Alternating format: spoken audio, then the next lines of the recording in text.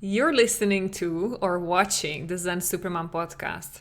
And today's episode is for you if your toddler or preschooler is experiencing a lot of tantrums. And not only you're not able to help them with that, you are feeling ashamed or you are getting angry yourself, no matter how many parenting books and techniques you read about. So, what is the missing step that nobody tells you about? Ready to find out? Dive in. Hi, I'm Elena Gomez Rodriguez, and I'm a mental fitness coach for busy moms. And this is the first podcast to help you increase your stress resistance so that you can become a Zen Supermom and simply do it all while staying calm and happy. Welcome to the Zen Supermom podcast.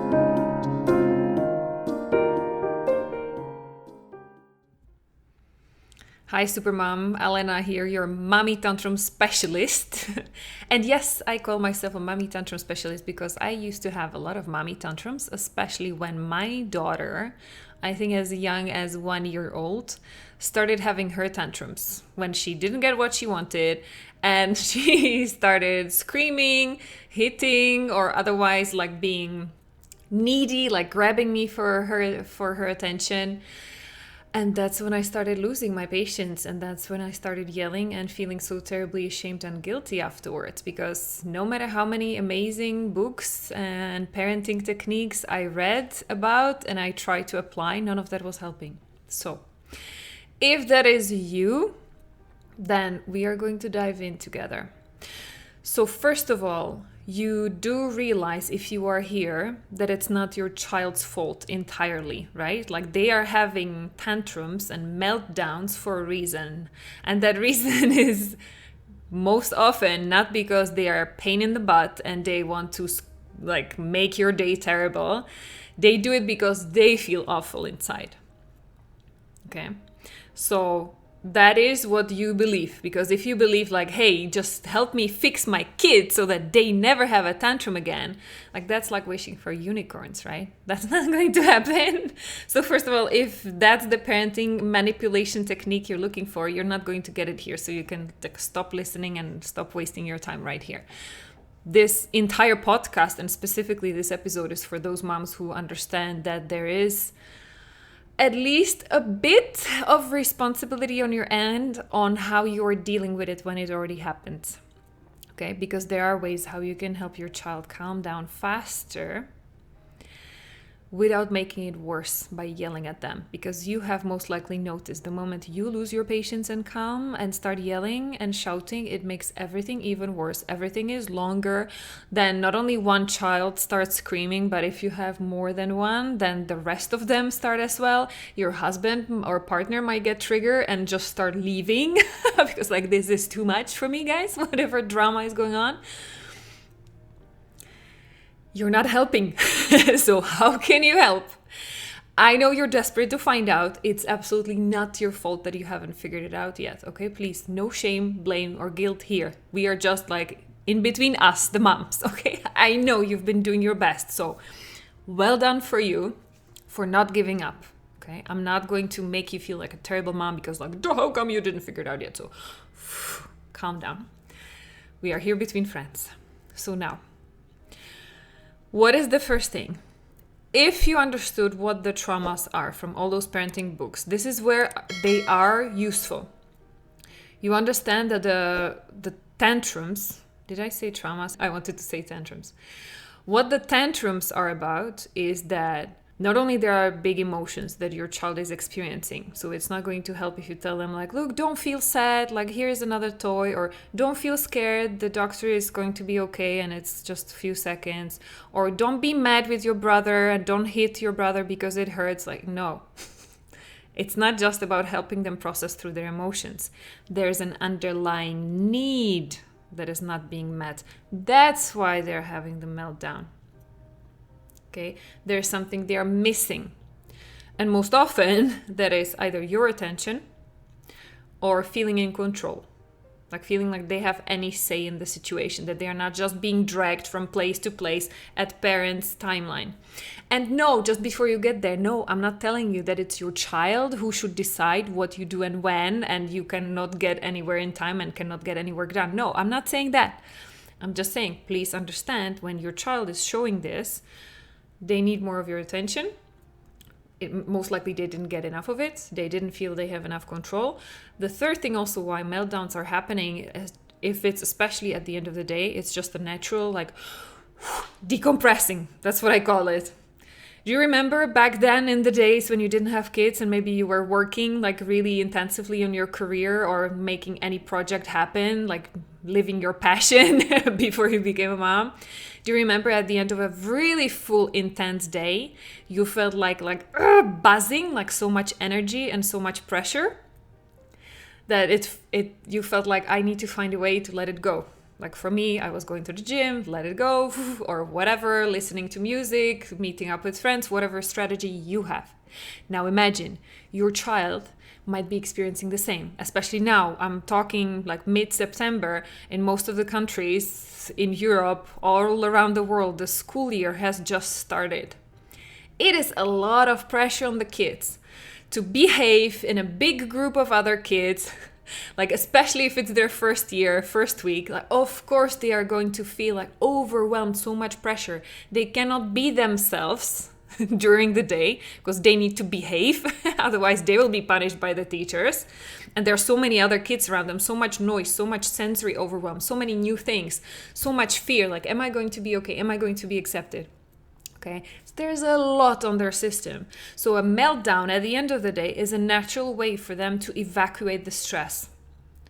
So in a funny way, like we should be even grateful that our kids are having this amazing strategy, which is so smart, like to release the stress out of the body so that it doesn't impact them physically or then mentally going forward. Okay, they're not going to be fearful, or that they are not going to be avoiders, like, no, I don't feel any emotions, I'm fine, like most of the boys are taught to do. Okay, I'm digressing, don't want to get there.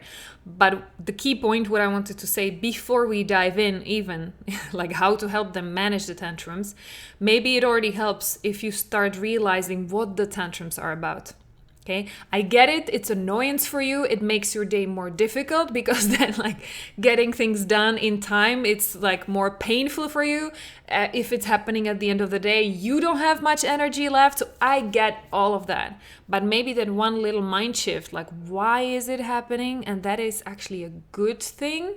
If it's just a meltdown, like unless they are breaking things, hitting somebody, you or their brothers, sisters, the meltdown itself, just like screaming and having these big emotions, it's a good thing. Okay? Now that we are clear on that, it doesn't mean that, especially when it's happening on public, like you will want to do something about it if you don't feel comfortable. If it's happening at home and impacting other family members, you will still want to help your child. And whatever the situation is, you will want to stay calm yourself, right? So that no matter what smart parenting technique you love, and there are so many parenting styles like calm parenting, gentle parenting, attachment parenting. We at home, we do a lot of Montessori education, Montessori parenting. There are like tons and tons, and you can love all of them. Choose what resonates with you out of it. But then how the heck are you supposed to apply it with a calm mind without losing your own like patience so that you can apply it, right? Because when you get angry, once you get overwhelmed and stressed and pressed for time, like you have no space to apply any parenting techniques, right? So now, what is it that none of these parenting books are talking about, which is actually prerequisite? It is necessary first step. And as a bonus, you'll get 2 steps. So first of all, have you already noticed that you can apply those techniques when you're calm? Like when you are well rested, not pressured by some schedule, when you ate well, like notice your diet and how you eat or how you don't eat, how you restrict your eating has also an impact on your patients. It's all connected. I can make another episode on that if that interests you. It is all connected. But did you notice that when you are well, like solid and centered in your mind, when you are mentally strong, you can actually support your child without losing your patience, right? Sounds like a no-brainer. But now, I'm working with tons of moms who are single, divorced, separated, expatriate moms. They don't have enough support. They're struggling financially because they have a work, they have kids, so they keep running the entire day, like 24/7, non-stop. So naturally, like getting calm, getting enough time for yourself, getting enough sleep, like sometimes we need to go for years before we can finally get enough sleep and before we have the time to eat our lunch before it gets cold, right? And not just eat kids' leftovers. Does that mean that you have to wait until then to start being calm? Absolutely not. How can you increase your stress resistance so that you can be there fully for yourself and for your kids, even if nothing outside of you changes? There are still the things stressing you out. There's still your schedule. There's still like full work schedule and like all the conditions staying outside, staying the same. What is it that you can be doing without it taking too much of your time or energy so that you can calm down? Now here, you might have tried, like there are tons of mindfulness techniques, including meditations, yoga, massage, go for a bubble bath, go to have your hair done just to de-stress, so many things. But did you notice that yes, those are amazing, but it works when you are in that moment, if you're lucky. Then you can disconnect from your blah, blah, blah, blah, blah, stressing you out in your head, and you can calm down in the moment. But then your appointment is finished, you come back home, you pick up your kids from school, and it starts all over again. And where is that calm then, right? That's where I found out personally for myself, and I hear it from all of my clients who are knocking on my door like, please just tell me how you do that, because this mindfulness stuff does not work. So just in case you're in a similar situation, I'm going to tell you my secret number 1, which is mental fitness. Mental fitness. Yes, you heard me. You can imagine mental fitness is very similar to your physical fitness level. In terms of your physical fitness level, for example, you want to be able to climb flight of stairs, like a long staircase, without losing your breath. That will tell you you're in a good physical shape, right? Similarly, the mental fitness enables you to go through a day full of challenges, like you are climbing, and it's not just a staircase, it feels like climbing whatever, Himalayas, never-ending 24/7 climb with your kids in tow. How do you do that without losing your breath, without losing your calm and patience? That's what mental fitness does. It trains you for increasingly heavier and heavier challenges and load and steeper slope. Does that make sense? Did I pique your curiosity a little bit? If I did, what we are going to do, we are going to link below this podcast episode free assessment that you can do to check how strong your mental fitness level is right now. Where are you? It will give you a number from 0 to 100, because actually you can measure it. It's based on our research. It's not like a silly quiz I did for moms, like bored on a sunny Sunday afternoon. No, there is 500,000 participants research study done on that, including brain scans and everything. So there's science behind, neuroscience.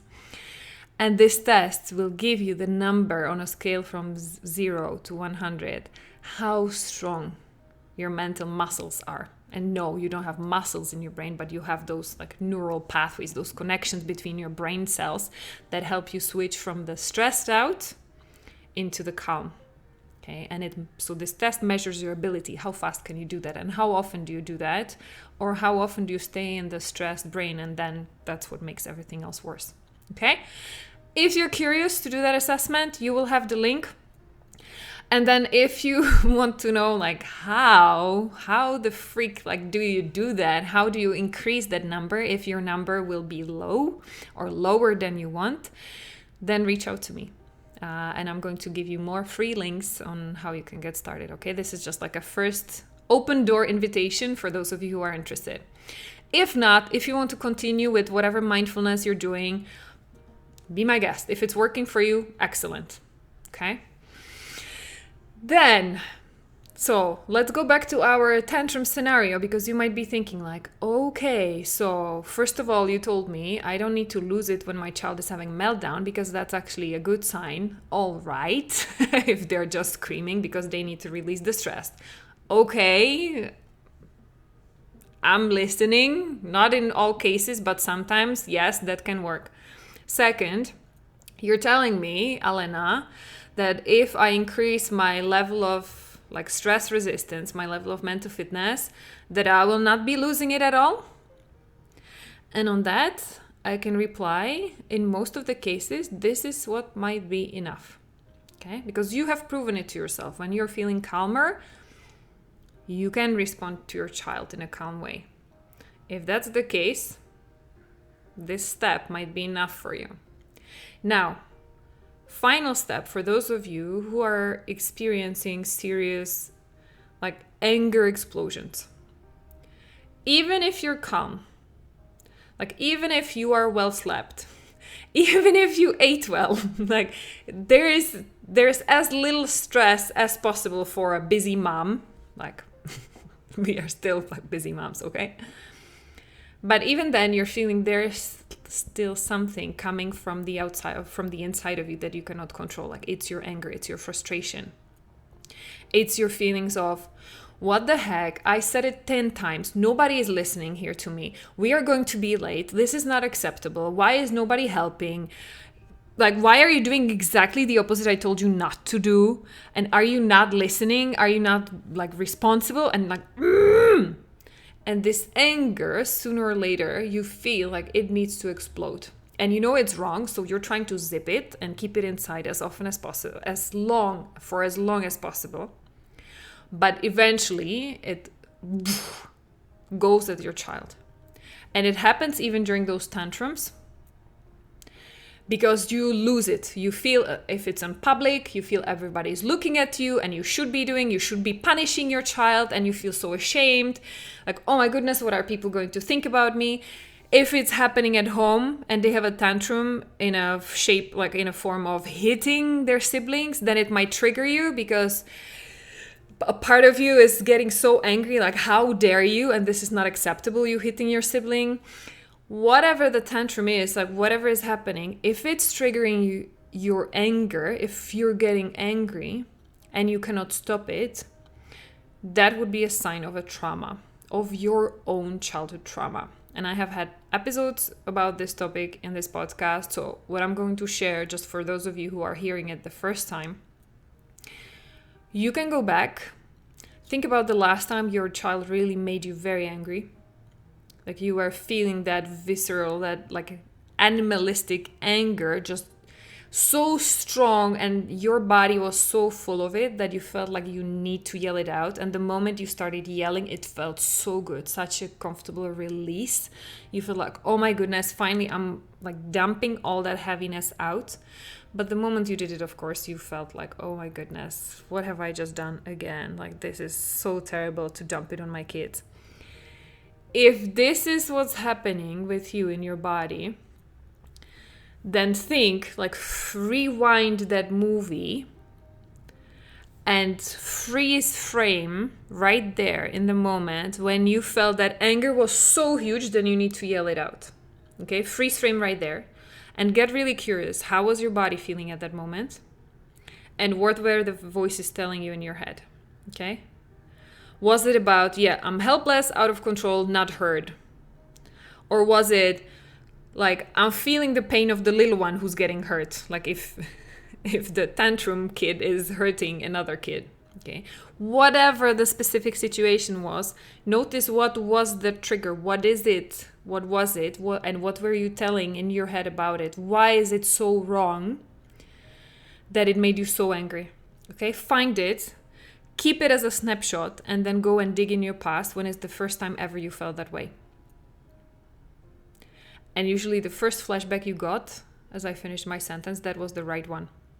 So don't let your brain judge like, not really this one. This was a just silly little example. It cannot be. This is not a trauma. Like I just had a client yesterday night. She told me we did exactly the same thing.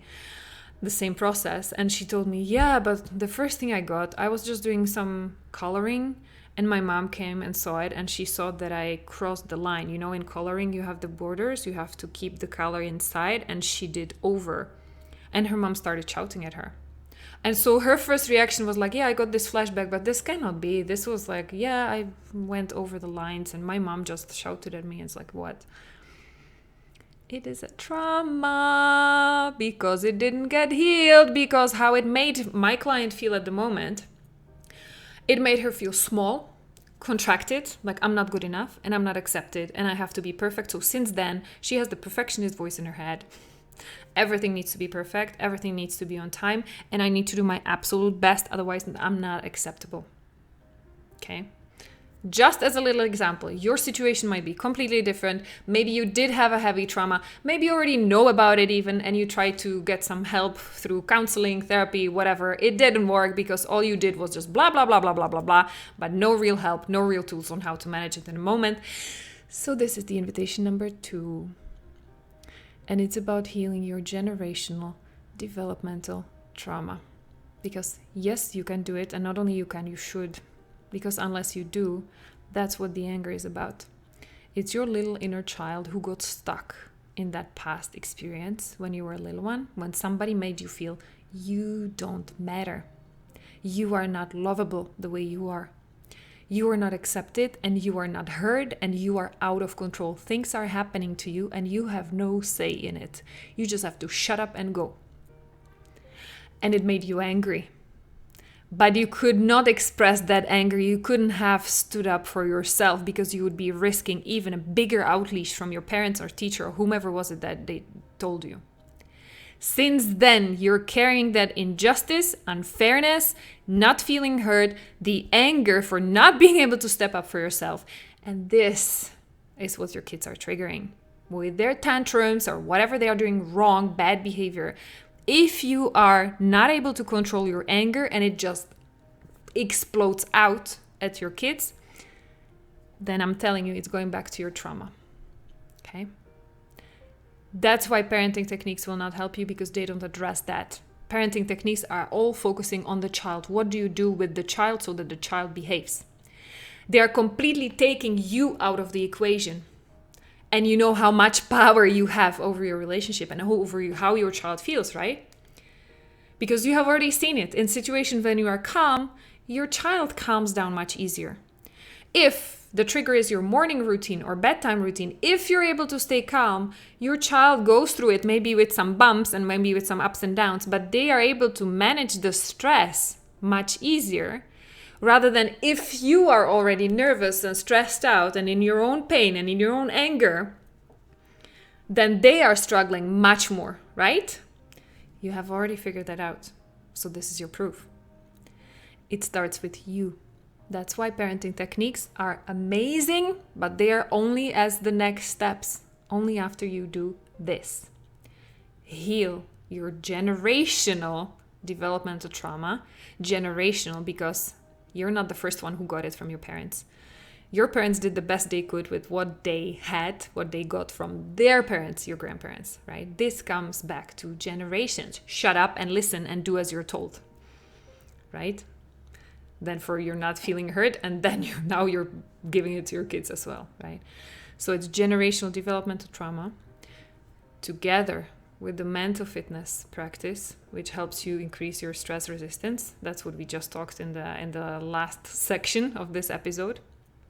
Because most likely your parents didn't teach you how to handle stress effectively, right? They couldn't. They didn't know themselves. So all it takes is rewiring your brain so that it can quickly switch from that stressed out, like, panic, anxiety, overwhelm, into, what's happening and how do I do this now? I don't have enough time. And now there's a tantrum and the second child is doing this and there are people watching like, mental fitness. And these two together, when you put them together, this is what will make you what I call Zen Supermom. You will be able to have your job, have kids, sometimes even without partners, or living abroad, working abroad, whatever special situation you have. I also have moms with whose kids have lots of challenges mentally or physically, right? Which is heavier. I cannot heal your kids. I cannot heal your marriage. I cannot give you a new job with a better boss. But what we can do for you is heal whatever past pain is still like being vomited out of you without you even wanting. And we can increase your stress resistance, your mental fitness level, so that you can stand solid for you and for your kids. The more crazy your life gets, the more you need to stay solid and calm and centered for you and for your kids, right? So I'm going to share these pointers with you for those of you who are ready to like dip your toe and just find out what those things are about, because most likely you have never heard about them before. Like generational developmental trauma healing, like what? I heard about classic therapy and EMDR, CBT. I tried so many things. It didn't work. Well, this is different. This works very fast. And I talk about it in many episodes again of the podcast. So I'm going to link some free resources for you where you can start. And if you feel ready, well, who feels ready? Like I didn't feel ready and it came and I was happy.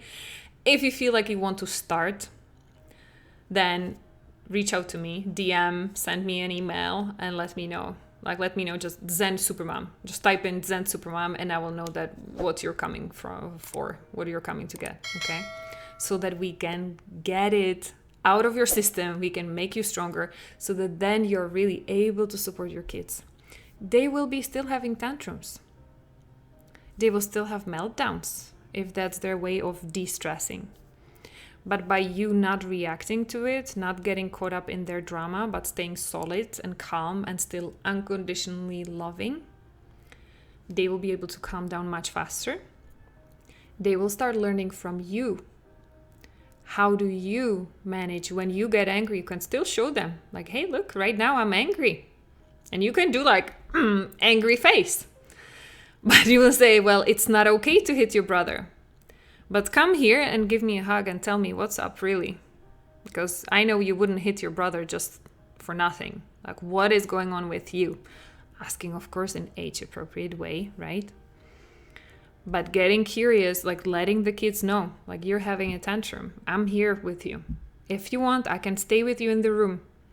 If you want, I can hug you. Not ready to get a hug right now? That's okay, I respect that. Just know, like, I have open arms. Whenever you're ready to come and get the hug, I'm here for you. And I will be here with you however long it takes. Take your time. Loving them through it. That's the best way. How you can help them make their tantrums shorter, less frequent, until they finally disappear. And you will be raising emotionally strong kids with no trauma that they would have to work on 20, 30 years from now with somebody like me. Make sense? Is that worth it? Is that the result? Is that the dream that would make it worth? Because yes, it does take some work on your end. It does take letting go of the ego who feels like so ashamed and guilty for having already damaged your kids. And is it even possible that I repair it? Like I see I've done so many mistakes and blah, blah, blah, blah, blah, blah. Notice this is your judge. This is your inner critic voice. That's part of it. We clean up that as well. Don't worry. There is always a way. There is never too late, even if your kids are already teenagers. Okay. But yes, it is. The sooner you begin, the easier it is. So if you still have toddlers and preschoolers, this is fantastic. This is the fastest. If you have older kids, your work will be a little bit bigger, but it is possible. I have even moms of teenagers in the group in my program, and they are getting the results. Yeah. So no excuse, never too late. It's just up to you whenever you're ready to start. So I'm here waiting for you, Supermom. I'm wishing you and your family a calm, happy, peaceful day. Take care.